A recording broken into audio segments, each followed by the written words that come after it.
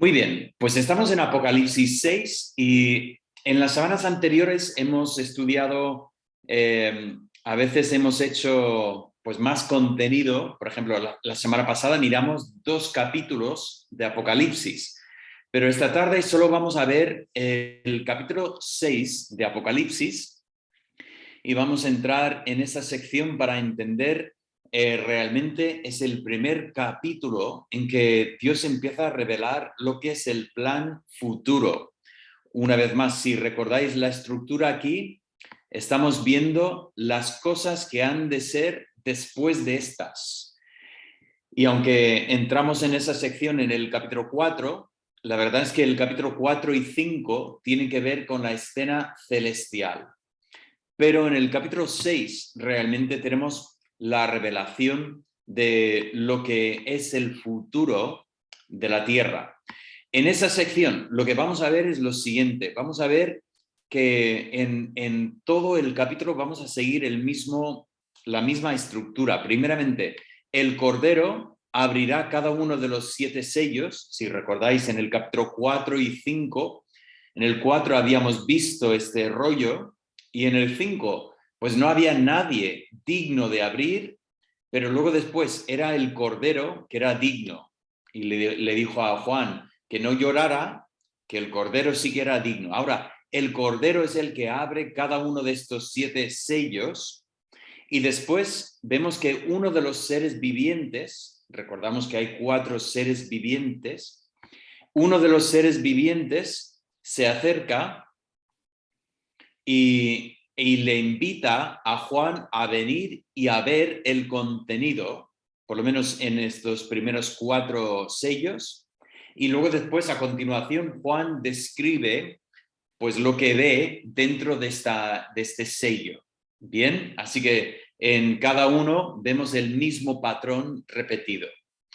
Pero todo lo que vamos a ver aquí lo podemos conectar con la profecía del Antiguo Testamento. En Daniel capítulo 9, Dios revela a Daniel una serie de visiones con 70 semanas. Ahora, no vamos a entrar en todos los detalles de Daniel 9, pero si volvemos ahí a Daniel 9, vemos que hay 70 semanas reveladas para el pueblo de Dios. Estas 70 semanas empiezan con la reconstrucción del templo, que todavía es un evento futuro para Daniel, y nos dice que primeramente hay 7 semanas después de esta reconstrucción de las murallas de Jerusalén. Realmente es de Jerusalén, no el templo. Y después de las 7 semanas tenemos 48 semanas más, que nos lleva hasta el tiempo del Mesías. Ahora entendemos que estas no son semanas normales, sino que son semanas, he dicho 48, pero quería decir 47. Estas son 7 sietes. Tenemos que recordar que en hebreo la palabra semana es la misma palabra que 7. Entonces aquí no, aunque en inglés o en castellano leemos 7 semanas, en hebreo lo que están leyendo son 70 sietes. Y he dicho todos los números mal, porque son 70, tenemos primeramente 7 semanas y luego tenemos 62 semanas, ahora tengo el número bien, y nos queda una semana más que Daniel describe. Tengo aquí los versículos 24 al 27. Y lo que vamos a ver en los sellos y también después en las trompetas y también en los boles, vamos a ver una descripción profética de esta última semana que había profetizado Daniel.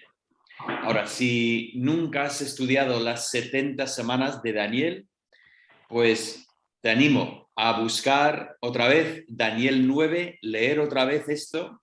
Si quieres algo, creo que tengo la grabación de un estudio, un mensaje sobre este tema que te puedo enviar también. Hay otros mensajes que puedes encontrar, muchísimas predicaciones sobre esta profecía en Daniel. Pero lo claro es que llegamos a esta última 7 de Daniel, que entendemos que son 7 años. Y aquí tenemos la revelación de esta última semana, estos 7 años finales. Bien, lo que vamos a ver primeramente son 4 caballos, pero no son simplemente caballos, sino que son 4 jinetes, ¿vale? Así que tenemos un jinete y un caballo. Ahora nos enfocamos en el caballo porque el color de cada caballo va a ser importante. El color va a ser representativo de lo que significa este jinete que viene. Y empezamos primeramente con el jinete del caballo blanco, ¿vale? Aquí tenemos el caballo blanco. Después vamos a hablar del caballo bermejo, que es un color rojizo. Después hablaremos del caballo negro y finalmente del caballo amarillo. Bien, hablaremos de estos 4 colores aquí. Pero entramos con el primer caballo blanco y el jinete. Y leemos así en los versículos 1 y 2. Vi cuando el Cordero abrió uno de los sellos y oí a uno de los 4 seres vivientes decir, como con voz de trueno, ven y mira. Y miré, y aquí un caballo blanco, y el que lo montaba tenía un arco, y le fue dada una corona, y salió venciendo y para vencer. Ahora, ¿qué representa este primer jinete y ese primer caballo? Ya tengo esa frase, algunos lo identifican con Cristo, y es verdad que si buscamos un poco más adelante en el libro, en el capítulo 19, versículo 11, es verdad que Cristo vuelve en un caballo blanco. No obstante, tenemos que tener cuidado con saltar a la conclusión, porque aquí encontramos algunas diferencias importantes. Lo que tienen en común, obviamente, tenemos 2 que están montando un caballo blanco, pero cuando empezamos a mirar, pues mira, este viene con un arco y sin embargo en el capítulo 19 Cristo vuelve con una espada. Este recibe una corona y sin embargo Cristo tiene muchas coronas. Y tenemos una diferencia entre las palabras corona que tenemos en el 19. Y aquí nos habla de uno que sale venciendo para vencer. Y sin embargo, cuando leemos en el capítulo 19, está claro que Cristo vuelve para juzgar. Cristo viene para juzgar a su pueblo. Tenemos un propósito un poco distinto. ¿Qué es lo que tenemos que entender aquí? Pues debemos entender que este no es Cristo, sino que digo aquí que es anticristo. Aquí tenemos al que es el Cristo falso, el que viene como si fuera Cristo, pero no es Cristo.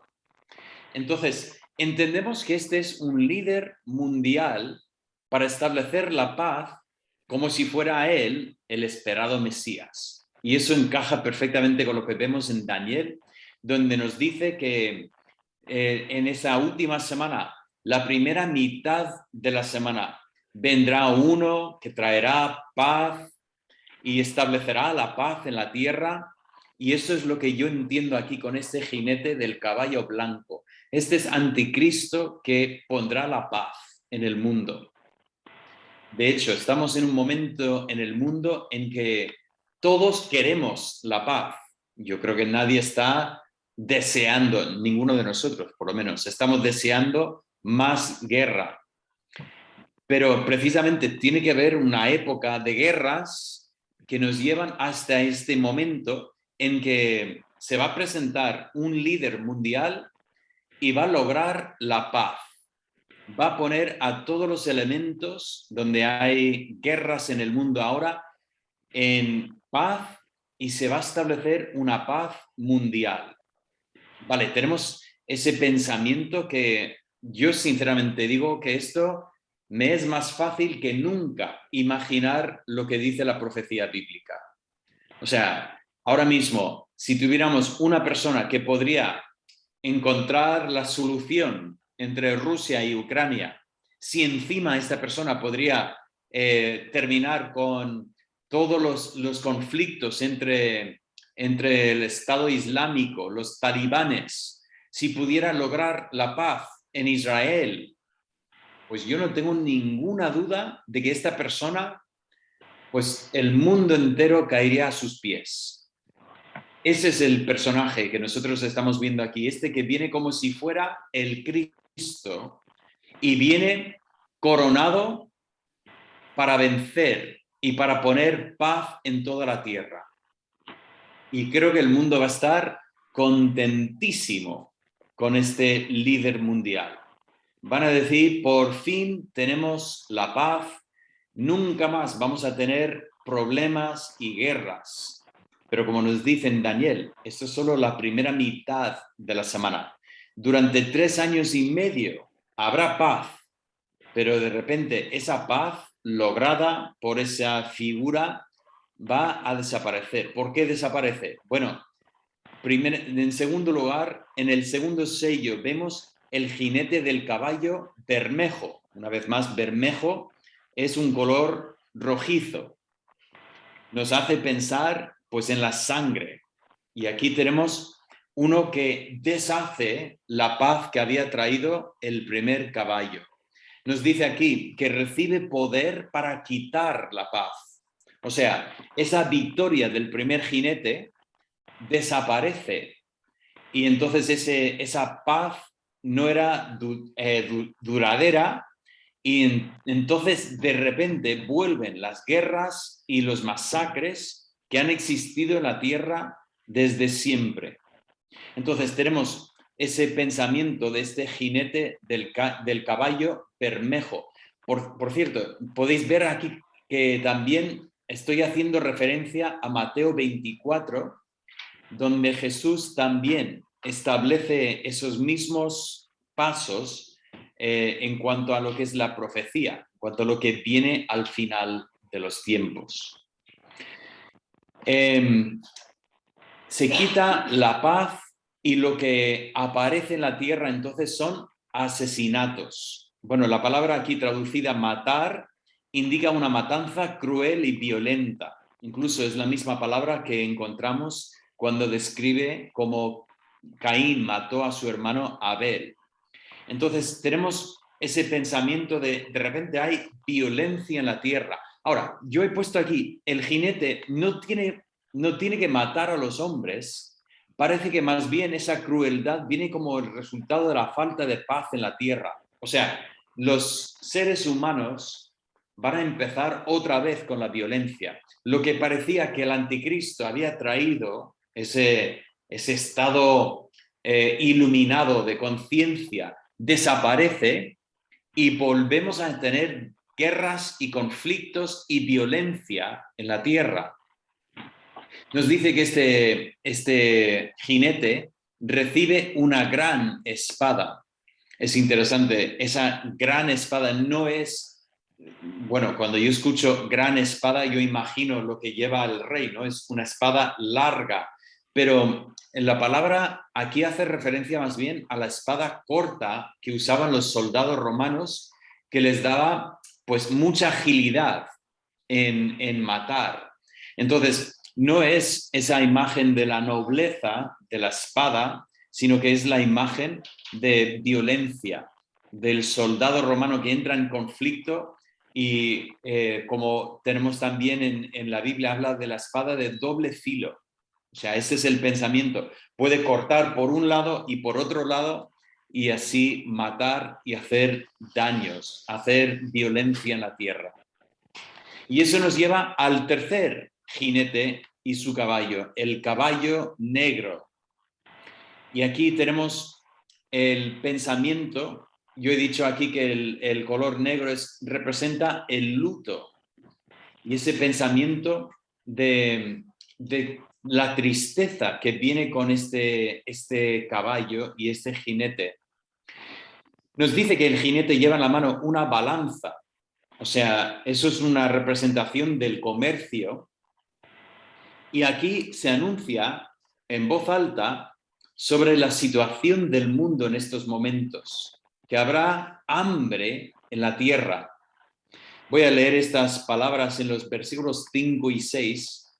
Lo vemos así, lo voy a hacer un poco más grande para que sea más fácil ver. Dice así: cuando abrió el tercer sello, oí al tercer ser viviente que decía: ven y mira. Y miré, y aquí un caballo negro, y el que lo montaba tenía una balanza en la mano. Y oí una voz de en medio de los cuatro seres vivientes que decía: 2 libras de trigo por un denario y 6 libras de cebada por un denario. Pero no dañes el aceite ni el vino.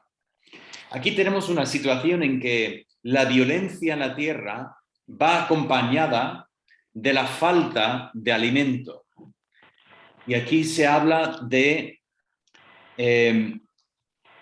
2 libras de trigo que se venden por un denario.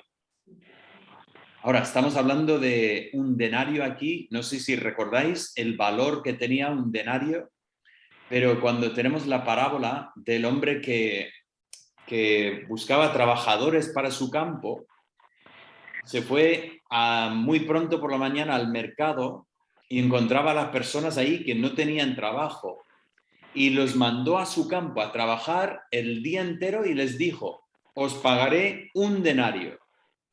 Entonces, de ahí entendemos que el denario es lo que gana pues un trabajador por un día de trabajo, o sea, el sueldo de un día.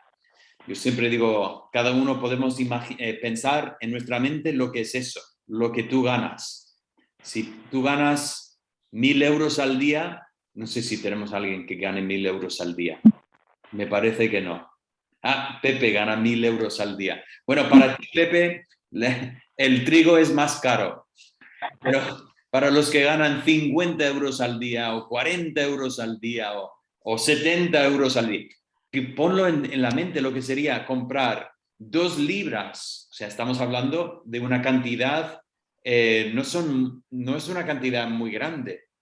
Estamos hablando de comprar harina o trigo, mejor dicho, para hacer, no sé, para sostener a una familia y te cuesta lo mismo que tú ganas por trabajar este día. Aquí estamos hablando de unas condiciones terribles, o sea, una falta de alimentos. Estamos en un momento en que todo ha subido y entendemos que obviamente el conflicto que está viviendo el mundo pues ha traído parte de esta inflación. Pues aquí estamos hablando de algo muchísimo más allá. Estamos hablando de unos precios, ya nos parecen terribles los precios que estamos pagando en cuanto a gasolina, en cuanto al aceite y los productos así, pero aquí estamos hablando de algo incluso muchísimo más grande. Tenemos una situación en que este paraíso que había traído este anticristo se va desmoronando mientras lo estamos contemplando. Así que tenemos el caballo negro que representa el luto y la tristeza en la tierra, que viene con toda la violencia y con esa falta de alimento. Y eso nos lleva al cuarto jinete y el cuarto caballo. En nuestra traducción nos habla de un caballo amarillo, pero realmente es un color más verdoso que amarillo. Por cierto, otro sitio en la Biblia donde vemos esto es Zacarías, capítulo 1, y también tenemos esos mismos colores que salen en el capítulo 6 también, donde vemos también una profecía con varios caballos con diferentes colores.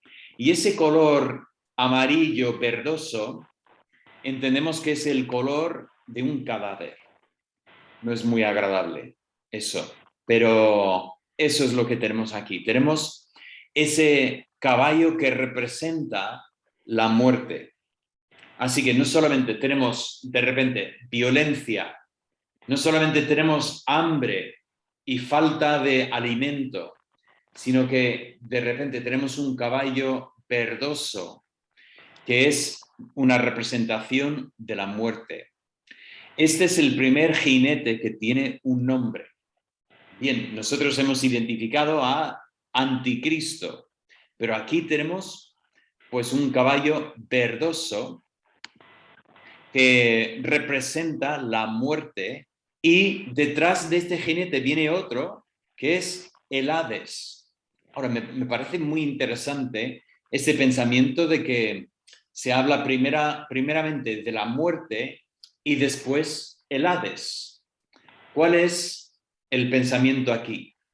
Pues el Hades es el nombre que representa el lugar de los muertos.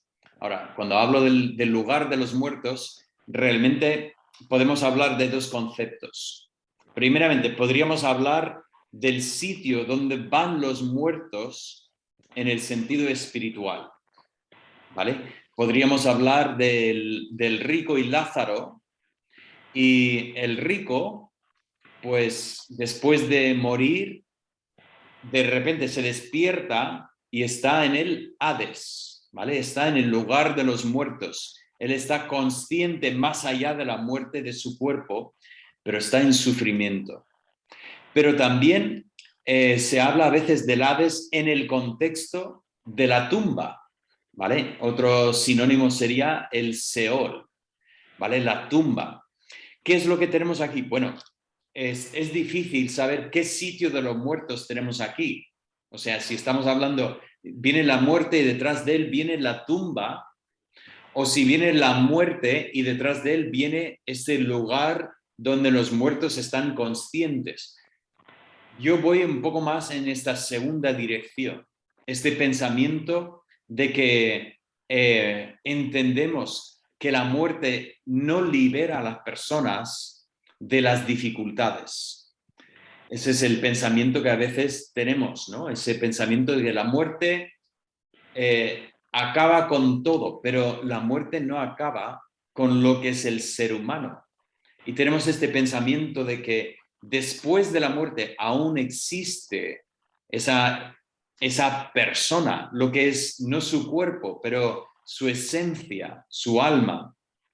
Entonces aquí tenemos ese pensamiento terrible de que este cuarto jinete representa no solamente la muerte, el fin de las personas, sino que detrás viene este jinete que es el Hades, y entonces estas personas que han seguido a Anticristo, pues continúan conscientes, existen todavía incluso después de la muerte.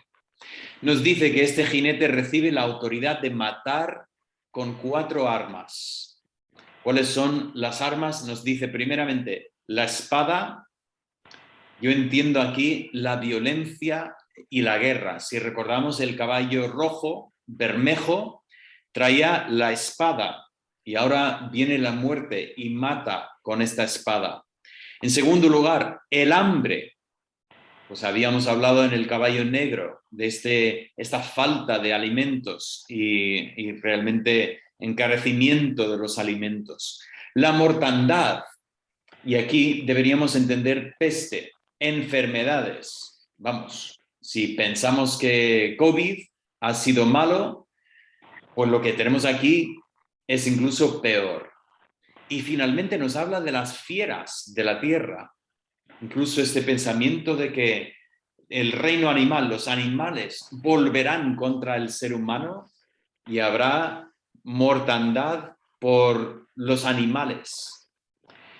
Nosotros tenemos que entender que todo lo que vemos aquí en esta parte, luego después lo veremos con más detalle más adelante en el libro.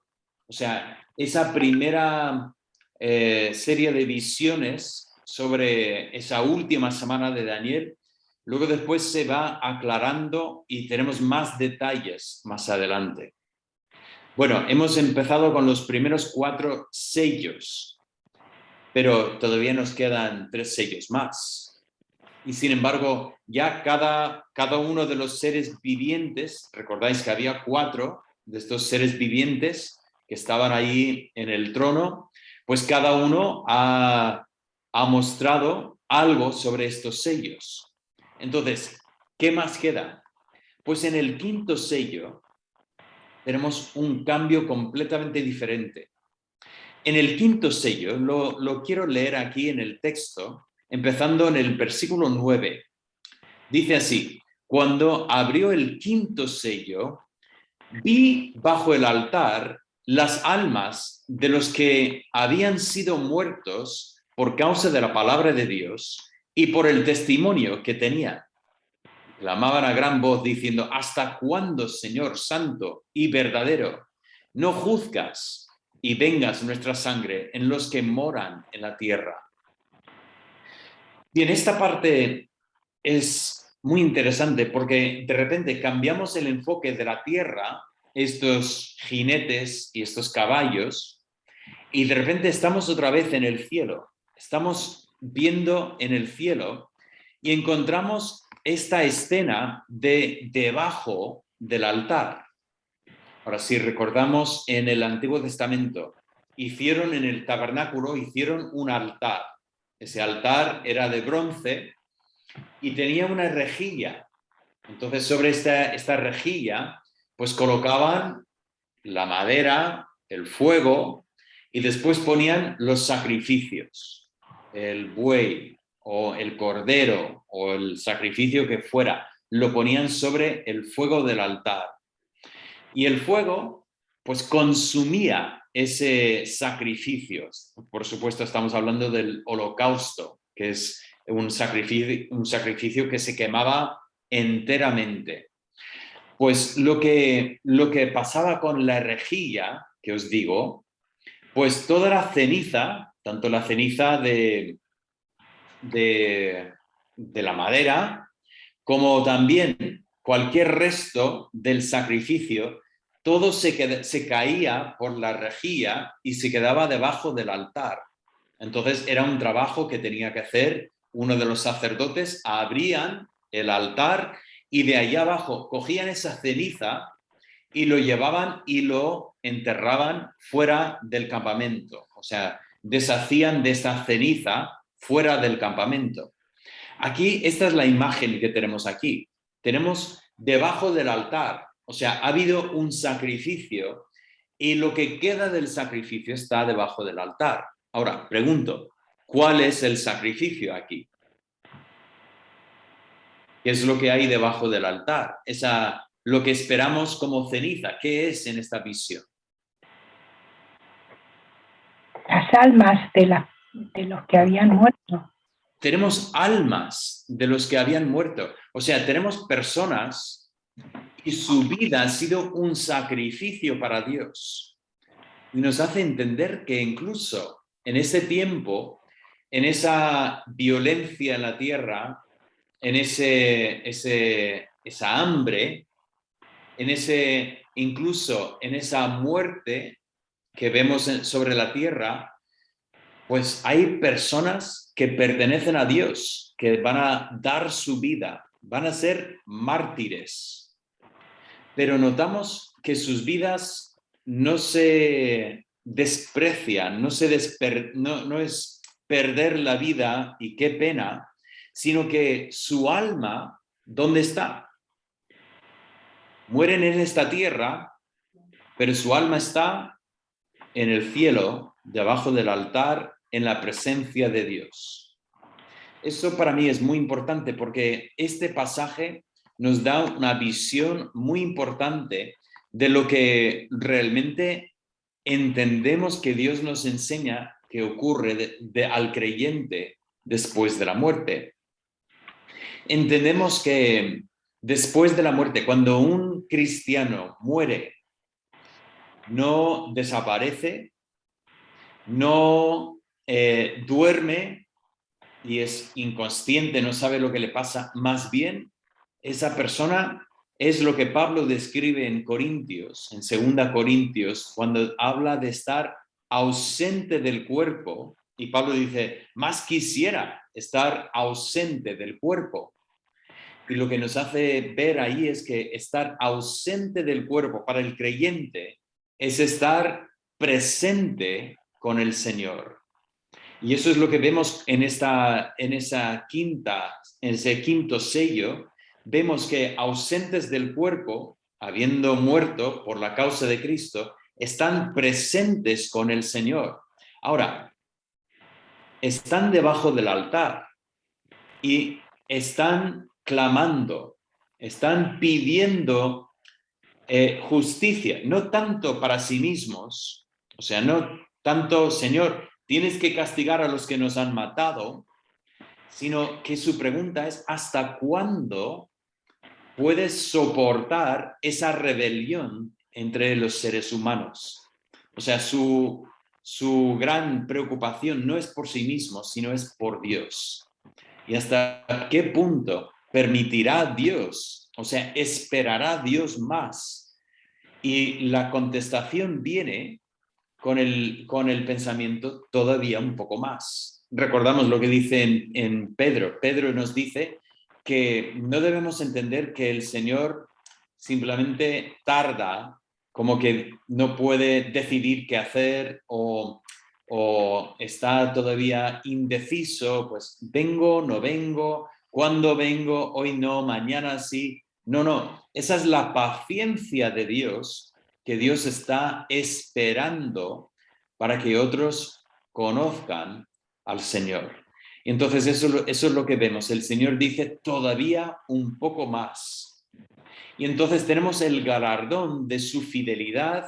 Dios los viste en ropas blancas. Por cierto, ya habíamos visto esto en el capítulo 3, versículos 4 y 5. Esa ropa blanca que Dios prometió a las iglesias. Y Dios les da la promesa del juicio. Recordamos que al final Dios traerá la perfecta justicia y no habrá ninguno que se escape de este juicio. Pero se está esperando para completar el número de los consiervos y hermanos. Esa es lo que decía antes, esa gran paciencia de Dios que Dios está esperando. Así que en el quinto sello tenemos pues un descanso de la tierra, pero lo que entendemos del quinto sello es que realmente, o sea, todas las personas que dan su vida, todas las personas que morirán, que pertenecen a Dios, todos están directamente en la presencia de Dios y entendemos que es así incluso hoy día.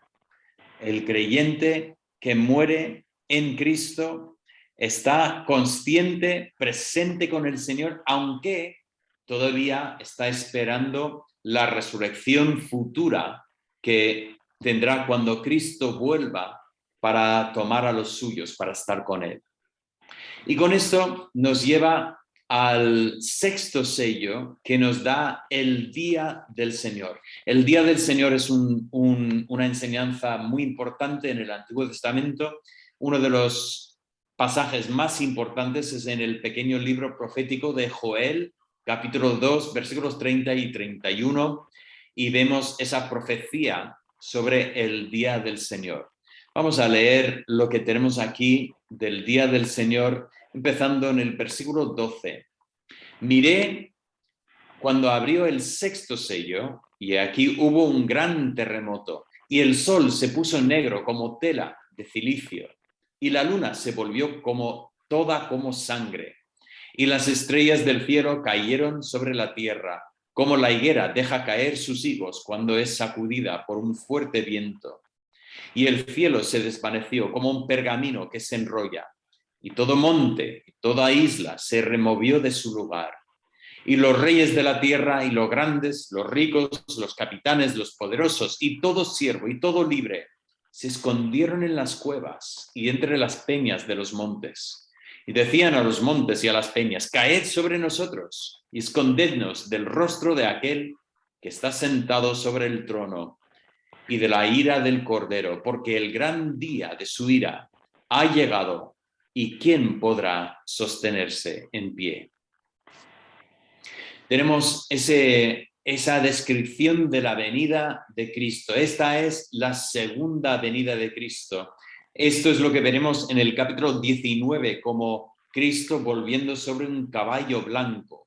Y efectivamente viene para traer su juicio sobre todos los seres humanos que han rechazado a Cristo y los que han seguido, los que han adorado al anticristo. Aquí tenemos detalles que vemos de la siguiente manera. Primeramente, tenemos una serie de señales, y he puesto aquí diseñadas, para hacer que los hombres se arrepintieran. Ahora, aquí lo tenemos como muy resumido, todo como ocurre y el fin está. Pero conforme vamos leyendo, entendemos que esto no es una cuestión de minutos, sino esto es tiempo en que los seres humanos pueden arrepentirse. Hay un gran terremoto. Bueno, ha habido siempre terremotos. Y cada X tiempo, pues hay un terremoto terrible y mueren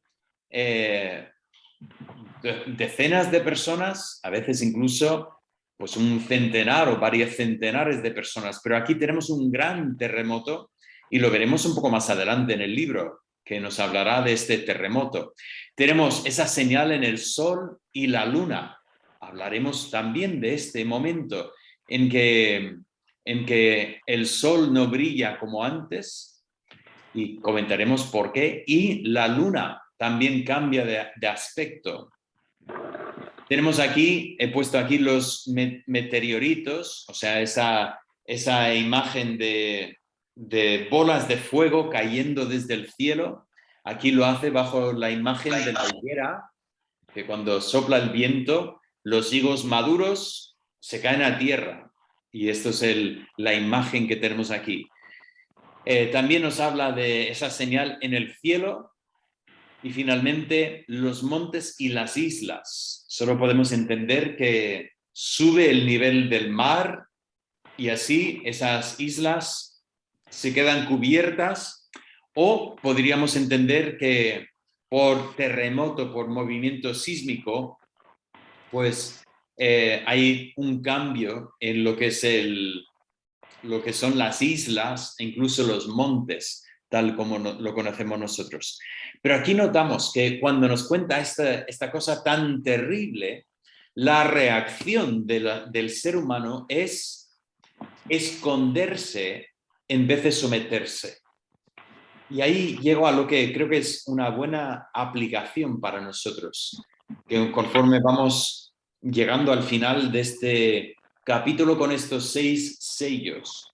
O sea, el corazón rebelde del ser humano, cuando viene cara a cara con Dios, al final busca esconderse en vez de someterse.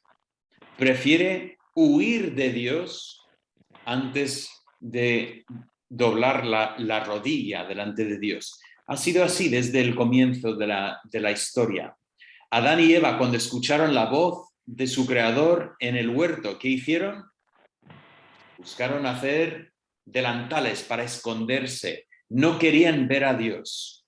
Y así ha sido la reacción del ser humano hasta nosotros. Nosotros también tenemos la tentación de huir, de escondernos, de ignorar. Y sin embargo, lo que Dios quiere de nosotros es que tengamos esta segunda reacción, esa sumisión a Dios, en que realmente reconocemos a Dios como lo que Dios es, lo que Dios quiere ser. Pues hemos hablado de 6 sellos, pero había 7. Pues tenemos que esperar, porque el 7º sello lo vemos un poco más adelante. Pero en el capítulo siguiente, en el capítulo 7, que es lo que viene después, aquí tenemos Apocalipsis 7, versículos 1 al 17, lo que tenemos aquí es una descripción de realmente lo que está ocurriendo en este 5º sello. Así que volveremos a hablar del 5º sello, que viene a ser muy importante. Yo muchas veces me gusta enfatizar este 5º sello, que para mí realmente es lo más importante. O sea, Dios realmente quiere que nosotros prestemos atención a ese 5º sello. Es distinto de los demás. Los otros sellos que hemos visto son juicios de Dios contra la tierra, y sin embargo, el 5º sello es completamente diferente. Dios quiere que prestemos atención al 5º sello, porque Dios presta atención a sus hijos. No hay ninguno que muera que Dios no vea, que Dios ignore, que Dios se olvide. No, no, Dios tiene presente a cada uno de sus hijos. Entonces, volveremos en el capítulo siguiente a hablar sobre este quinto sello y las almas de los mártires. Pues vamos a orar y luego vamos a ver si hay preguntas o algo para comentar. Padre Santo, damos gracias por tu palabra de nuevo y Señor, pensamos en este pensamiento sencillo de si estamos buscando escondernos de ti o si estamos dispuestos a someternos a ti. Queremos, Padre, someternos bajo la mano poderosa de Dios, porque cuando nos humillamos ante ti, tú nos levantas. No hay mejor sitio para nosotros que estar en sumisión, en humildad delante de ti, para que experimentemos esa gran bendición de lo que es tu misericordia, tu gracia hacia nosotros.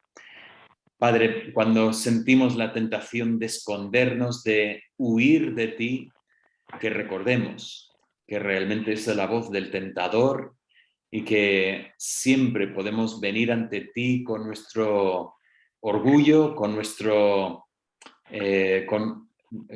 traer y someter ante ti nuestro orgullo, someter ante ti nuestra culpa, encontrar tu gracia. Gracias, Padre, que nuestra esperanza no está puesta en un anticristo, sino de verdad tenemos la esperanza en el que es el Cristo, que finalmente juzgará perfectamente todo lo que hay en esta tierra. Confiamos en ese Cristo y pedimos, Padre, que ese día venga pronto en que estaremos en tu presencia. Lo pido en el nombre de Cristo. Amén. Amén. Muy bien, voy a